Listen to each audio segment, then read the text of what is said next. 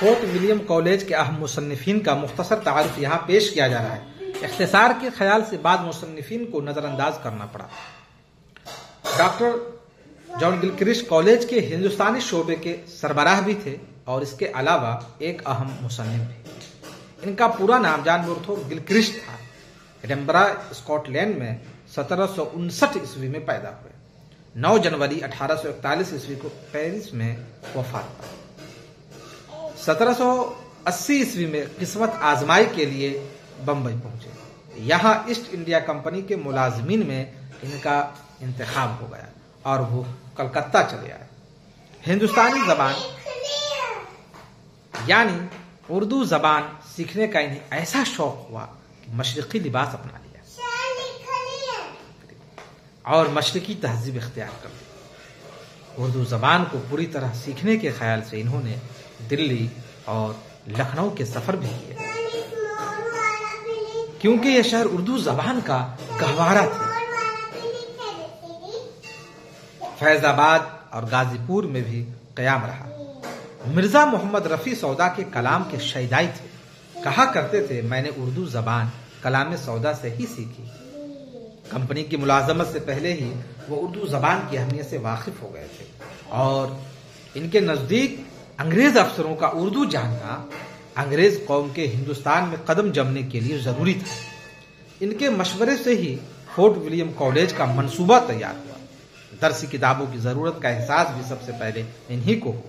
इनकी ये राय किस कदर दुरुस्त है कि अभी हिंदुस्तानी नस्र में एक भी ऐसी किताब नहीं जो कदर कीमत या सेहत के एतबार से इस काबिल हो कि मैं अपने शागिर्दों को पढ़ने के लिए दे सकूं। किसी ऐसी जगह से शहद निकालना मेरे बस की बात नहीं जहां मक्खियों का छत्ता ही न हो। इस कमी को पूरा करने के लिए उन्होंने मकबूल आम दास्तानों के तर्जुमे कराए और हिदायत की कि जबान आसान, सलीस और आम फहम हो। दास्तान के इन तर्जुमों से अंग्रेज अफसर हिंदुस्तानी जबान भी सीख सकते थे और मशरिकी मुआशरत से वाकफियत भी हासिल कर सकते। गिलक्रिस्ट कई किताबों के मुअल्लिफ भी हैं। इनमें से हिंदुस्तानी लुगत और हिंदुस्तानी ग्रामर ने बहुत शोहरत पाई। इनकी सरबराही में कॉलेज का हिंदुस्तानी शोबा बहुत तरक्की करता। बहुत सी किताबें लिखी जाती और वो खुद भी तसनीफ और तालीफ के काम में मशगूल रहते, मगर कंपनी के डायरेक्टर्स ने कॉलेज की मुखालफत की तो वो बददिल हो गए और 1862 ईस्वी में उन्होंने कॉलेज से इस्तीफा दे दिया। पापा, जब ठंडी आई थी तो आपके स्कूल में आग तापने गया था।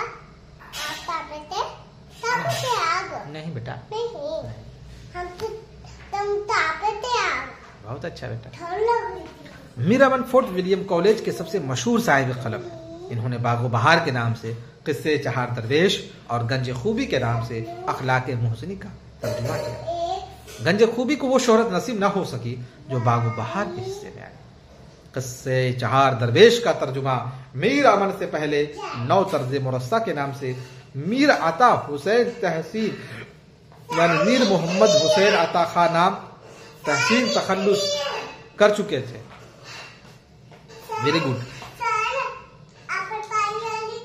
हाँ, देखिए, लेकिन उन्होंने गिलक्रिस्ट की हिदायत के मुताबिक इसे बोलचाल की जबान में पेश किया। बागो बहार लिखते वक्त तहसीन की यह किताब मीर अमन के पेश नजर थी। मीर अमन और इनकी बागो बहार की अहमियत के पेश नजर किताब और साहिब किताब दोनों के बारे में मजीद मालूमात एक अलग बार में पेश की गई है। मीर हैदर बख्श हैदरी का कलम ज्यादा जरखेज था। फोर्ट विलियम कॉलेज के मुसन्निफों में सबसे ज्यादा किताबें हैदरी ने ही लिखी। किस्से महरुमा, किस्से लैला मजनू में हजरत अमीर खुसरू की मसनवियों के किस्सों को हैदरी ने नस्र में पेश किया है। हफ्ते पैकर इनकी मंजूम तसनीफ है। ये एक मसनवी है जो निजामी गंजवी की फारसी मसनवी के अंदाज पर लिखी गई है। हैदरी ने तारीख जहां कुशाए नादरी का तर्जुमा तारीख नादिर शाही के नाम से पेश किया। इसके अलावा गुलजारे दानिश, गुलदस्ते हैदरी और गुलशन हिंद भी इनसे यादगार है। गुलशन हिंद शोराए उर्दू का तज़किरा है। उन्होंने हातिम ताई की 7 शेरों का किस्सा आराइश महफिल के नाम से पेश किया। इसमें हैदरी ने अपनी तरफ से भी बहुत से इजाफे किए हैं। तोता कहानी इनकी एक और अहम किताब है। मीर शेर अली अफसोस ने शेख सादी की गुलसिता का तर्जुमा बाग़े उर्दू के नाम से किया, जो उस जमाने में काफी मकबूल हुआ। इन्होंने खुलासतुत तवारीख का तर्जुमा भी किया। इसका नाम इन्होंने आराइशी महफिल रखा। मिर्जा काजिम अली जवान का जो इनका कॉलेज के अहम मुसन्निफों में शुमार होता है। इन्होंने लल्लू लाल जी के ताउन से ड्रामा शकुंतला को उर्दू में मुंतकिल किया, तारीख फिरिश्ता का तर्जुमा किया, एक तवील नज़्म 12 मासा लिखी जिसमें हिंदुस्तान के मुतादिद त्यौहारों का बयान किया। इसके अलावा इन्होंने कलाम पाक के तर्जुमे को दुरुस्त किया। शोराए उर्दू के कलाम का दीगर मुसन्निफीन के ताउन से इंतखाब हुआ और लल्लू लाल जी को सिंहासन बत्तीसी लिखने में मदद दी।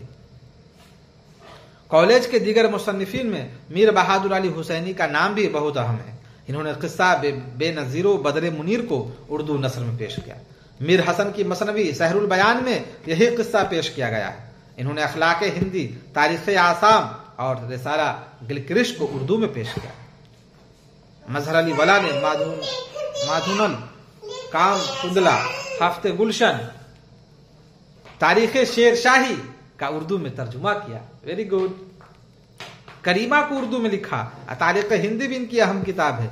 लल्लू लाल जी के ताउन से इन्होंने बेताल पचीसी को बिरज से उर्दू में मुंतकिल किया। कहा जाता है कि इन्होंने तुस्के जहांगीरी के एक हिस्से को जहांगीर नामा के नाम से उर्दू में पेश किया था। मिर्जा अली लुत्फ ने गुलशन हिंद के नाम से उर्दू शायरों का एक तस्करा मुरत्तब किया। खलील खाश्क ने दास्तान अमीर हमजा को उर्दू में पेश किया और इसमें हिंदुस्तानी मनाजिर और हिंदुस्तानी रस्म रवाज की बहुत दिलकश अंदाज में तस्वीर कशी की। इन्होंने वाकयात अकबर के नाम से अबुल फजल के अकबरनामा का तर्जुमा किया। मुंशी निहाल चंद लाहौरी ने मजहब इश्क का तर्जुमा किया। मिर्जा मोहम्मद फितरत ने इंजील का तर्जुमा किया। सैयद हमीदुद्दीन बिहारी ने खवाने अलवान के नाम से एक किताब लिखी। मुंशी इकराम अली ने अरबी के मशहूर किताब अखवानुस सफा का तर्जुमा किया। मिर्जा जान तपिश ने मसनवी बहार दानिश लिखी। बेनी नारायण जहां ने उर्दू शायरों का एक तस्करा मुरत्तब किया। फोर्ट विलियम कॉलेज के मुसन्निफीन और इनके कारनामों की जो तफसील अभी गुजरी, इससे अंदाजा होता है कि इनकी ज्यादातर किताबें दास्तानों और किस्से कहानियों पर मुश्तमिल थी। दरअसल ये किताबें इस मकसद से लिखवाई गई थीं कि इंग्लिस्तान से ताजा वारिद अंग्रेज अफसर बोलचाल की हिंदुस्तानी जबान सीख सके। निज़्ये के हिंदुस्तान के रहन सहन से किसी हद तक वाकिफ हो जाएं। ये दोनों मकसद इसी तरह की किताबों से हासिल हो सकते थे। इसके बावजूद तारीख और अदब को भी नजरअंदाज नहीं किया गया। 1804 ईस्वी में जॉन गिलक्रिस्ट ने इस्तीफा दे दिया। इनकी जगह कप्तान टॉमस रोबक का तकर्रुर हुआ। उनके जमाने में भी तसनीफ तारीफ का काम जारी रहा, लेकिन इस ईस्ट इंडिया कंपनी के अरबाब इख्तियार का रवैया शुरू से मुखालिफाना रहा, इसलिए कॉलेज बरकरार न रह सका।